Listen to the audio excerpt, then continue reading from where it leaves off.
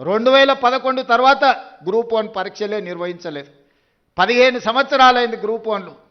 ఆయల్ల group 1 రాద్దాం అనుకున్నోడు ఇవాళ 15 ఏళ్ళ వరకు పరీక్షలు పెట్టలేదంటే వాళ్ళ వయసు ఎంత ఉంటుందో మీరు ఒకసారి ఆలోచన చేయండి.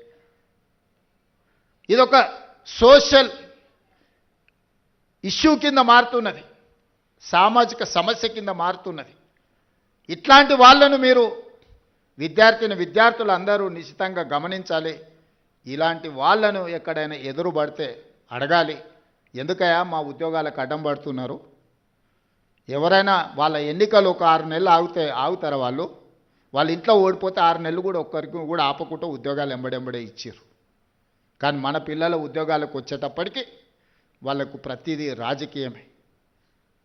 అందుకే ఈరోజు మన పిల్లల్ని ప్రోత్సహించాలి, వాళ్ళని అభినందించాలి, స్వయంగా వాళ్ళని కలవాలి. ఇక్కడున్న అందరు నేను అడుగుతున్న, తెలంగాణ వచ్చిన 10 సంవత్సరాలలో ఎప్పుడన్నా ముఖ్యమంత్రిని కలిసిరా? మీరు కలిసిరా? ఎవరైనా కలిసిన వాళ్ళు ఎవరైనా ఉంటే చేయి ఎత్తండి. కానీ నేను మిమ్మల్ని రెగ్యులర్ కలుస్తూనే ఉన్నా కదా.